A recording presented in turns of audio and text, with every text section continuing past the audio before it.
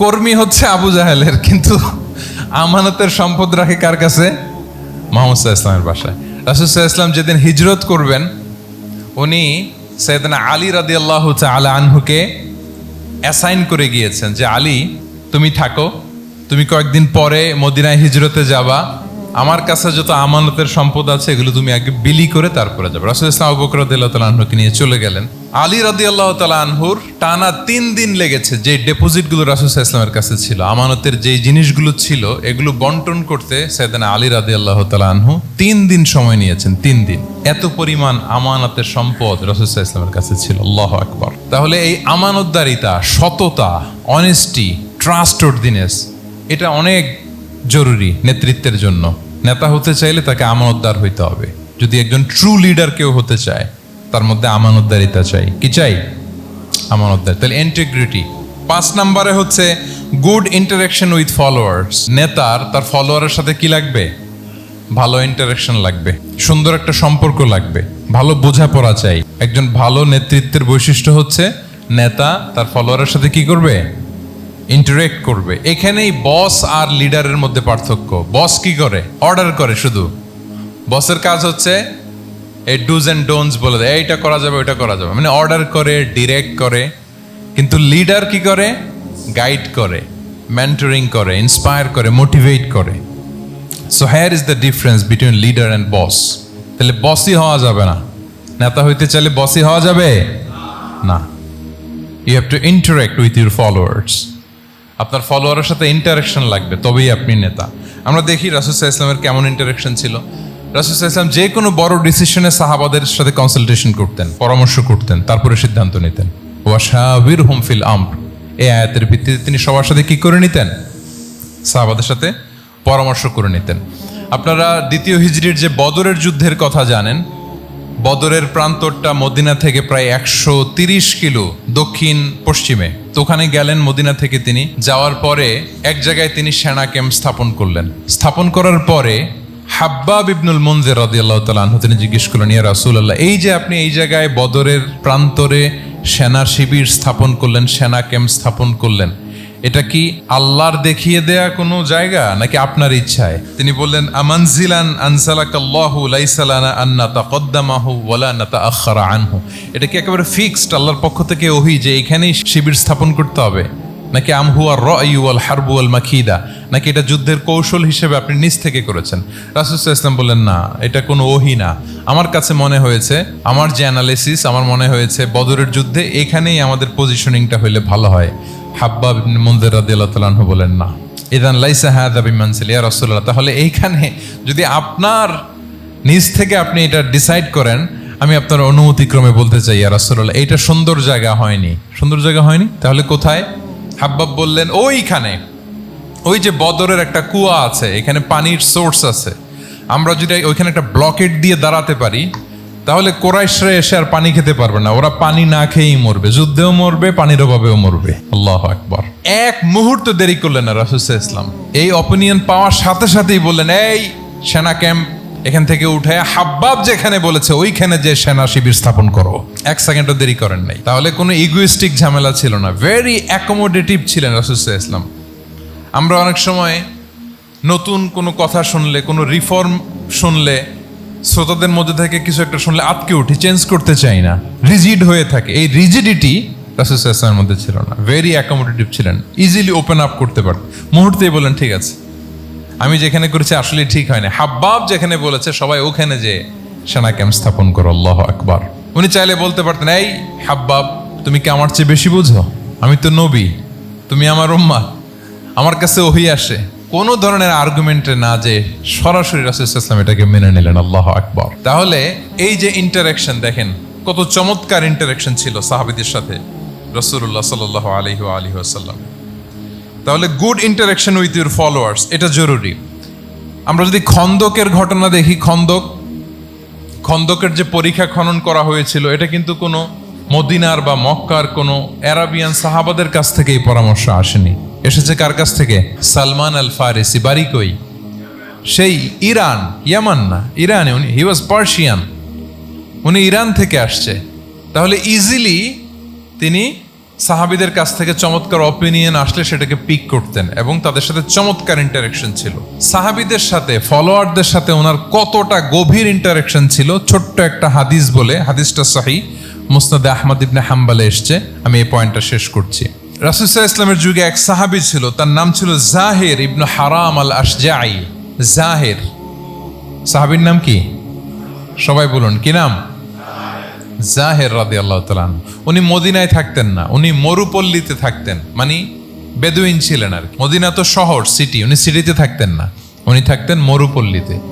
ওখানে তিনি অর্গানিক ফলমূল শাকসবজি চাষ করতেন। রাসূল সাল্লাল্লাহু আলাইহি ওয়াসাল্লাম ওনার এই অর্গানিক ফলমূল আর শাকসবজি খুব পছন্দ করতেন, ফলে উনি প্রায় সেই মরুপল্লী থেকে রাসূল সাল্লাল্লাহু আলাইহি ওয়াসাল্লামের জন্য অর্গানিক ফ্রেশ ফ্রুট আর শাকসবজি মদিনায় নিয়ে আসতেন এবং এগুলো ফ্রিতে দিতেন রাসূল সাল্লাল্লাহু আলাইহি ওয়াসাল্লামকে অ্যাজ এ গিফট। উপহার হিসেবে রাসূল সাল্লাল্লাহু আলাইহি ওয়াসাল্লামকে মরুপল্লী থেকে চাষ করে আনা ফলমূল শাকসবজি দিতেন, আর কিছু শাকসবজি ফলমূল তিনি মদিনার বাজারে বিক্রি করতেন। তো একবার তিনি এসে রাসূল সাল্লাল্লাহু আলাইহি ওয়াসাল্লামকে অর্গানিক এই ফ্রুটগুলো দিয়ে বাকিগুলো মদিনার বাজারে বিক্রি করতেছেন। রাসূলুল্লাহ সাল্লাল্লাহু আলাইহি ওয়াসাল্লাম বাজার ভ্রমণে গেলেন, যে দেখে ওই তো জাহির, উনি আবার কানা রজুলান দামিমান, একটু কুৎসিত দেখতে, একটু খাটো কুৎসিত শ্যাম বর্ণের ছিলেন।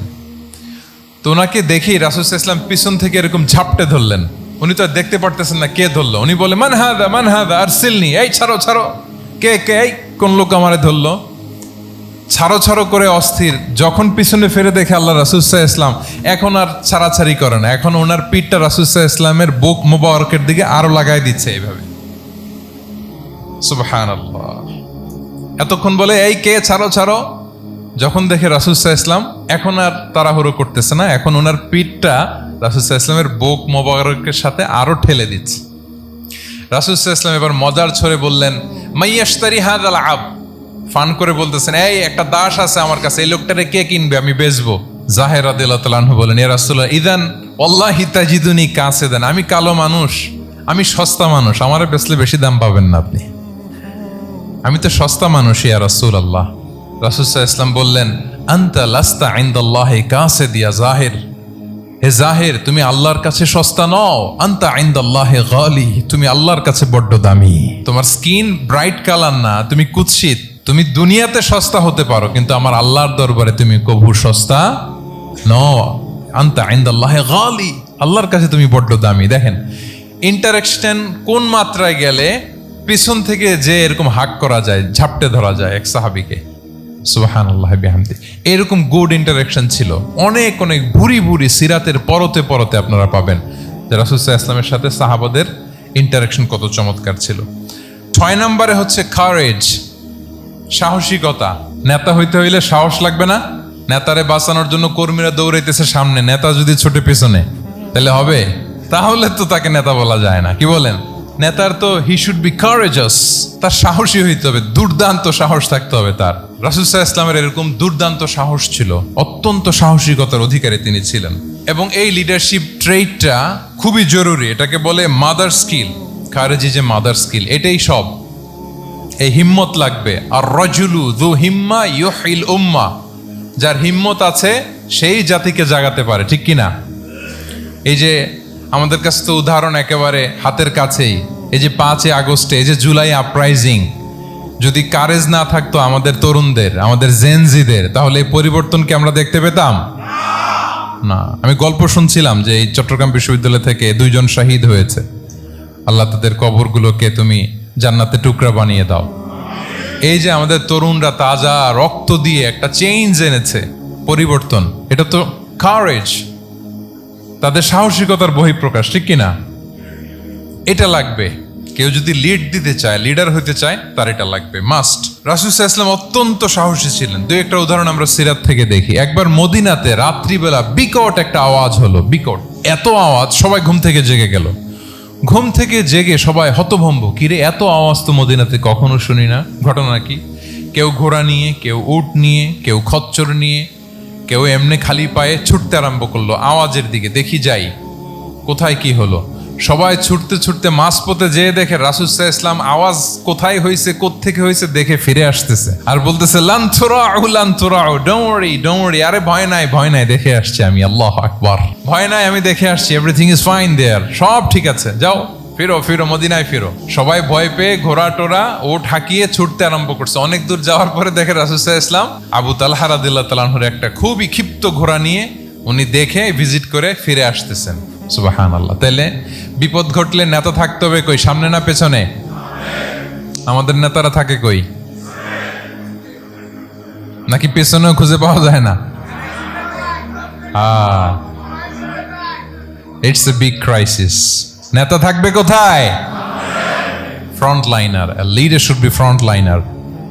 উনি তো লিড দিবে, নেতৃত্ব দিবে। এখন ওনারা যদি খুঁজে পাওয়া না যায় তাহলে থাকবে কিছু না। এই যে শিখতে হবে আমাদের, যেমনটা রাসূল সাল্লাল্লাহু আলাইহি ওয়াসাল্লাম করলেন, বিকট আওয়াজ, উনি আগে চলে গেছে, কাউকে না বলে দেখে টেকে চলে আসতেছে। আল্লাহু আকবার। হুনাইনের যুদ্ধে এক পর্যায়ে মুসলমানরা পর্যদুস্ত হয়ে যাচ্ছিল, আপনারা অনেকে জানেন। To make the long story short, পুরো ঘটনাটা আমি আনবো না। সাহাবারা দিক বিদিক ছুটতে আরম্ভ করলো, পাহাড়ের উপর থেকে এমন প্রবল বেগে তীর ছোড়া হচ্ছিল, সাহাবারা টিকতে পারছিল না, কেউ এদিকে কেউ ওদিকে। রাসূল সাল্লাল্লাহু আলাইহি ওয়াসাল্লাম এই তীর তলোয়ারকে উপেক্ষা করে সামনে যেয়ে দাঁড়ালেন ঢালের মতো, আর বললেন আনান নাবিয়্যু লা কাযিব আনা ইবনু আব্দুল মুত্তালিব। এই সাহাবারা, আনান নাবিয়্যু লা কাযিব, আমি সত্য নবী, আমার দিকে ফেরো, I am the grandson of Abdul Muttalib, আমি দাঁড়িয়ে আছি, ফেরো। রাসূল সাল্লাল্লাহু আলাইহি ওয়াসাল্লামের যখন এই সাহসী স্টেটমেন্ট তারা পেলেন, আবার আল্লাহু আকবার ধ্বনি নিয়ে সাহাবারা সামনের দিকে এগিয়ে গেছেন। এই যে আগালেন, আর পিছু ফিরলেন না, হুনাইন জয় করেই ছাড়লেন। আল্লাহু আকবার। তাহলে ইতিহাসের পরতে পরতে, সিরাতের পরতে পরতে আমরা দেখবো যে রাসূল সাল্লাল্লাহু আলাইহি ওয়াসাল্লাম হি ওয়াজ এ হাইলি কারেজাস, অনেক সাহসী একজন ব্যক্তিত্ব ছিলেন, অত্যন্ত সাহসী পুরুষ ছিলেন। তাহলে নেতা হইতে হইলে তার কি লাগবে? সাহসিকতা লাগবে, তার তো লিড দিতে হবে ফ্রন্ট লাইন থেকে। এবং কাপুরুষতা, ভীরুতা, এটা থেকে রাসূল সাল্লাল্লাহু আলাইহি ওয়াসাল্লাম পানা চেয়েছেন। আল্লাহুম্মা ইন্নী আউযু বিকা মিনাল হাম্মি ওয়াল হাসান ওয়া আউযু বিকা মিনাল আজজি ওয়াল কাসাল ওয়া আউযু বিকা মিনাল জুবনি ওয়াল বুখল। জুবন মানে কি? ভীরুতা, কাপুরুষতা। হে আল্লাহ, আমি ভীরুতা থেকে, কাপুরুষতা থেকে পানাহ চাই। আমরা যেন কাপুরুষ না হই, আমরা যেন ভীরু না হই, আমরা যেন সত্যের বীর সেনানী হয়ে আবু সাঈদের মতো এরকম দুই হাত প্রসারিত করে দাঁড়াতে পারি, ঠিক কিনা? এই যে কারেজাস আবু সাঈদ, হ্যাঁ, he is the icon of courage of Bangladesh. কি বলেন?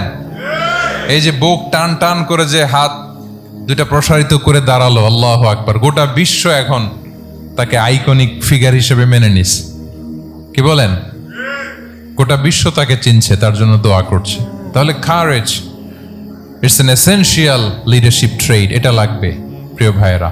আল্লাহ তাআলা এই কারেজ, এই সৎ সাহস দিয়ে আমাদেরকে ধন্য করুক। 7 নম্বরে হচ্ছে কনফ্লিক্ট রিজলভিং এবিলিটি, বিরোধ নিষ্পত্তি করার মতো যোগ্যতা থাকতে হবে নেতার। অর্থাৎ নেতা হইতে হবে এমন যে বিরোধকে নিষ্পত্তি করে দিতে পারে, মিটমাট করে দিতে পারে, ঝগড়া লাগলে মিটায়ে দিতে পারে। এটা গুরুত্বপূর্ণ কোয়ালিটি না নেতার জন্য? কি বলেন? রাসূল সাল্লাল্লাহু আলাইহি ওয়াসাল্লামের কিন্তু এটা ছিল, বিরোধ নিষ্পত্তি করা। রাসূল সাল্লাল্লাহু আলাইহি ওয়াসাল্লাম মক্কা থেকে মদিনায় যে 1 ঘন্টায় বছরের পর বছর চলে আসা যুদ্ধ, they use to fight each other, Aws and Khazraj, 1 ঘন্টায় যুদ্ধ থামাই দিয়েছেন। আল্লাহু আকবার। He was a very good mediator and arbitrator. রাসূল সাল্লাল্লাহু আলাইহি ওয়াসাল্লাম অত্যন্ত ভালো মধ্যস্থতাকারী ছিলেন, ভালো মধ্যস্থতাকারী তিনি ছিলেন। তিনি থামিয়ে দিতে পারতেন, বিরোধকে থামাতে পারতেন। আপনারা জানেন যে মক্কায় একবার সম্ভবত অগ্নিকাণ্ডের কারণে কাবা ঘর জ্বলে গিয়েছিল, ধ্বংস হয়েছিল, কিছু অংশ নষ্ট হয়ে গিয়েছিল। কাবাকে রিনোভেট করা হয়েছিল, ফলে কাবার একটা কর্নারে যে ব্ল্যাক স্টোন কর্নার, রুকনুল হাজারিল আসওয়াদ, হাজরে আসাদ পাথরকে সরিয়ে রাখা হয়েছিল। এখন কাবা যখন পুনর্নির্মাণ শেষ, ওই হাজরে আসওয়াদ পাথরকে আবার তার জায়গায় রাখা হবে। কিন্তু কে রাখবে? সবাই রাখতে চায়, সব দলের নেতারা বলে আমরা রাখবো, এক দলের নেতা বলে যে আমি রাখবো। এটা অনেক very prestigious and dignified issue, এই প্রেস্টিজ আমরা কাউকে নিতে দিব না। আরেক দলের নেতা বলে না, আমাদের পাওয়ার বেশি, আমরা রাখবো। আরেক দলের নেতা বলে যে না, এটা আমাদেরই। আরেকজন বলে রক্তের গঙ্গা বইয়ে দিব মক্কায়, কিন্তু এই সম্মান হাতছাড়া হতে দেব না। এখন জাতীয় 4 নেতা গেছে 4 দিকে, সমাধান তো নাই। পাথর কয়টা? পাথর তো মাত্র একটা। ইন দ্য মিন টাইম রাসূল সাল্লাল্লাহু আলাইহি ওয়াসাল্লাম আসলেন। রাসূল সাল্লাল্লাহু আলাইহি ওয়াসাল্লামকে দেখেই সবাই হ্যাপি, সবাই বলে যা আমিনুন রদিনা বি, এই তো আলামিন আসছে, ওই ফয়সালা করবে। আল্লাহ রাসূল সাল্লাল্লাহু আলাইহি ওয়াসাল্লাম বললেন কি হয়েছে, এই ঘটনা। জাতীয় চাঁদ নেতা বলে এই পাথর নিয়ে তারা নিজেরা রাখবে, কাউকে দিবেন। রাসূল সাল্লাল্লাহু আলাইহি ওয়াসাল্লাম বললেন ঠিক আছে, একটা চাদর নিয়ে আসো। চাদর নিয়ে আসা হলো। এবার জাতীয় চাঁদ নেতা চাদরের চার কর্নার ধরে দাঁড়ালো। রাসূল সাল্লাল্লাহু আলাইহি ওয়াসাল্লাম নিজ হাতে হাজরে আসওয়াদ তুলে চাদরের মাঝখানে রাখলেন। এবার চাঁদ নেতাকে বললেন আসো তোমরা আমার সাথে। তারা আগাতে লাগলো। কাবা ঘরের সামনে যখন আসলো, রাসূল সাল্লাল্লাহু আলাইহি ওয়াসাল্লাম নিজ হাতে, ওনার বরকতময় হাতে আবার হাজরে আসওয়াদ ধরে ঠিক জায়গায় মতো রেখে দিলেন। এতক্ষণ কিন্তু চাঁদ নেতা কি বলছে, কাউরে ধরতে দিব না কাউকে, কিন্তু এখন চাদরের কোনা ধরেই happy. This is called conflict resolving ability. একজন নেতার এরকম কনফ্লিক্ট, সমাজে যখন এই ধরনের বিরোধ তৈরি হয়, ঝামেলা তৈরি হয়, মারামারির মতো পরিস্থিতি তৈরি হয়, সংঘাতের মতো একটা সিচুয়েশন হয়, নেতা এটাকে রিজলভ করার ক্যাপাসিটি এবিলিটি তার থাকতে হবে। আল্লাহ রাসূল সাল্লাল্লাহু আলাইহি ওয়াসাল্লামকে আল্লাহ তাআলা এটা দিয়েছিলেন। আল্লাহু আকবার। শুধু বড় বড় জিনিস না, ছোট ছোট জিনিসও করতে হয়। লেটস সে নিজ দলের নেতা কর্মীদের মধ্যে মারামারি, নিজ দেশের ভেতরে মারামারি, দেশের সাথে প্রতিবেশী দেশের বিরোধ, রিজিওনাল সুপার পাওয়ার হলে আশেপাশের অনেকগুলো দেশের মধ্যে বিরোধ, আপনাকে নেতা হয়ে এগুলো মিটমাট করে দিতে হবে। সুপার পাওয়ার যদি হয়ে যান, গোটা বিশ্বের যেখানে ঝামেলা লাগে, দেখেন না বড় বড় মোরলরা কি করে, ওই কাতারে বসে বসে ওই আফগানিস্তান, তারপর ওই ইসরায়েল, কাতার মিলাই দিচ্ছে, দেখেন না এগুলো নিউজে আপনারা। This is called conflict resolving ability. কনফ্লিক্টকে রিজলভ করতে জানতে হয়। রাসূল সাল্লাল্লাহু আলাইহি ওয়াসাল্লাম এরকম রাষ্ট্রীয় পর্যায়ে, বড় বড় সামাজিক পর্যায়ে, এমনকি ফ্যামিলি অ্যাফেয়ার্স এর মধ্যে যত বিরোধ লাগতো রাসূল সাল্লাল্লাহু আলাইহি ওয়াসাল্লাম মিলাই দিতেন। আল্লাহু আকবার। ফ্যামিলি কাউন্সিলিং, এজন্য প্রত্যেক ইমাম খতিবদের এই কাউন্সিলিং এর উপর ট্রেনিং নেওয়া দরকার। আমাদের পরিবারগুলো ভেঙে যাচ্ছে, পরিবারগুলো কি হচ্ছে, ভেঙে যাচ্ছে। আমি পশ্চিমা দেশে আমাদের অনেক স্কলারদের দেখেছি, যারা ইমাম এবং খতিব, তাদের আলাদা করে উইকলি 7 ঘন্টা 8 ঘন্টা 10 ঘন্টা এরকম রাখতে হয় ফ্যামিলি কাউন্সিলিং এর জন্য। যাদের মধ্যে বিরোধ, হাজব্যান্ড ওয়াইফের ঝামেলা চলতেছে, উনি কাউন্সিলিং করে। এটা খুব জরুরি। আল্লাহ রাসূল সাল্লাল্লাহু আলাইহি ওয়াসাল্লাম এটা করতেন, সাহাবাদের মধ্যে করতেন, ইভেন নিজের স্ত্রীদের মধ্যেও করতেন। সহিহ বুখারীতে এসেছে, ওনার স্ত্রীদের মধ্যে 2টা গ্রুপ ছিল। পজিটিভলি নেন, 2টা গ্রুপ, আবার এটা ওই গ্রুপ মনে করেন না। অর্থাৎ মানবিক কারণে সামান্য যে জেলাসি থাকে এক স্ত্রীর সাথে আরেক স্ত্রীর, এটা তো খুব স্বাভাবিক। ওই ওনাদের মধ্যে একসাথে তো এট এ টাইমে খুব সম্ভবত 9 জন স্ত্রী বেঁচে ছিলেন। হাফসা রাদিয়াল্লাহু তাআলা আনহাকে কেন্দ্র করে একটা গ্রুপ, আয়েশা রাদিয়াল্লাহু তাআলা আনহাকে কেন্দ্র করে একটা গ্রুপ। তাদের মধ্যে অনেক কথাবার্তা, কিছু মানবিক কারণে যেগুলো হয়, এটা কিন্তু ছিল। রাসূল সাল্লাল্লাহু আলাইহি ওয়াসাল্লাম প্রায় ওনাদেরকে নিয়ে বসে এগুলো রিজলভ করে দিতেন। ওনার নিজের কন্যা ফাতেমা রাদিয়াল্লাহু তাআলা আনহার সাথে আলী রাদিয়াল্লাহু তাআলা আনহার যদি মনোমালিন্যের ঘটনা ঘটতো, এগুলো উনি রিজলভ করে দিতেন। এবং খুব কাছাকাছি ছিল কিন্তু ঘর। যারা মদিনায় মাআরিদুস সিরান নাবাবিয়া ওগুলোতে গিয়েছেন, দেখবেন যে রাসূল সাল্লাল্লাহু আলাইহি ওয়াসাল্লামের ঘরের পাশেই অন্যান্য স্ত্রীদের ঘরগুলো একটার পর একটা, পাশেই ফাতেমা রাদিয়াল্লাহু তাআলা আনহার ঘর। একবার তিনি দুপুরবেলা ফাতেমা রাদিয়াল্লাহু তাআলা আনহার ঘরে গেলেন, যে দেখেন যে ঘরে আলী রাদিয়াল্লাহু তাআলা আনহু নেই। তো জিজ্ঞেস করলেন যে আইনা ইবনু আম্মি, কোথায় আলী, কোথায়? তো বললেন যে কানা বাইনি ওয়া বাইনাহু শাই, আমাদের মধ্যে একটু ঝগড়াঝাটি হয়েছে আর কি, মনোমালিন্য হয়েছে। ফাগাদাবানি, উনি একটু রেগে গেছেন আমার উপর। ফাখারাজা ফালাম ইয়াকিল ইনদি, প্রত্যেকদিন খাওয়ার পরে তো এখানেই কাইলুলা করে, আজকার ঘরে কাইলুলা করে নাই, কই যেন চলে গেছে। তো কোথায় গেল? রাসূল সাল্লাল্লাহু আলাইহি ওয়াসাল্লাম লোক পাঠালো, খুঁজে দেখো আলী কোথায়। আলী রাদিয়াল্লাহু তাআলা আনহু উনি মনের কষ্ট নিয়ে মসজিদে নববীর মধ্যে শুয়ে আছেন। তো রাসূল সাল্লাল্লাহু আলাইহি ওয়াসাল্লাম খুঁজতে খুঁজতে মসজিদে নববীর ভেতরে গেলেন, দেখলেন যে উনি যে শুয়ে আছে, ওনার গায়ের জামাটা একপাশে পরে আছে আর বালুর মধ্যে ওনার শরীর পরে আছে। তো উনি ডাকলেন, কুম ইয়া আবা তুরাব, কুম ইয়া আবা তুরাব, হে বালির বাবা আলী, বালির বাবা আলী, ওঠো ওঠো। মজা করে বললেন যে ইয়া আবা তুরাব, যেহেতু বালি লেগে আছে গায়ে, বালির বাবা আলী ওঠো। ওখান থেকে ধরে এনে ফাতেমা রাদিয়াল্লাহু তাআলা আনহার কাছে নিয়ে, দুইজনকে পাশে বসি, এই যে আবার মিটমাট। এটা ছিল রাসূল সাল্লাল্লাহু আলাইহি ওয়াসাল্লামের ডেইলি বেসিসে একটা অ্যাক্টিভিটি। কনফ্লিক্ট তিনি রিজলভ করে দিতেন। সহিহ বুখারীতে একটা অধ্যায় আছে, কিতাবুস সুলহি ফিল বুখারীতে আছে কিতাবুস সুলহ, এটার নাম, অধ্যায়টার নাম হচ্ছে কিতাবুস সুলহ, মানে মীমাংসা করে দেওয়ার অধ্যায়। একটা পরিচ্ছেদ আছে, পরিচ্ছেদের নাম হচ্ছে বাবু কওলিল ইমামি লি আসহাবিহি ইযহাবু বিনা নুসলিহ বাইনাহুম। রাসূল সাল্লাল্লাহু আলাইহি ওয়াসাল্লাম প্রায় বলতেন যে আমাকে নিয়ে যাও, আমি মিলাই দিব। ঝগড়া ঝাঁটি মারামারির কথা শুনলে রাসূল সাল্লাল্লাহু আলাইহি ওয়াসাল্লামের বিখ্যাত ডায়লগ এটা। উনি বলতেন, আরে ঝগড়া ইযহাবু বিনা, আমি আছি না, আমারে নিয়ে যাও, আমি মিলাই দিব, আমাকে নিয়ে যাও, আমি সংশোধন করে দিব। আল্লাহু আকবার। তাহলে কনফ্লিক্ট রিজলভিং এবিলিটি এটা একজন নেতার থাকা চাই। 8 নম্বরে হচ্ছে visionary. A leader should be futuristic. সময়ের আগে চলতে পারা, এটা নেতার কাজ। He should see beyond the boundary, out of the box. তাকে আউট অফ দ্য বক্স চিন্তা করতে হবে। কর্মীরা যদ্দূর দেখে এরপর থেকে নেতা দেখা শুরু করবে, তখন সেই হয়ে উঠবে নেতা।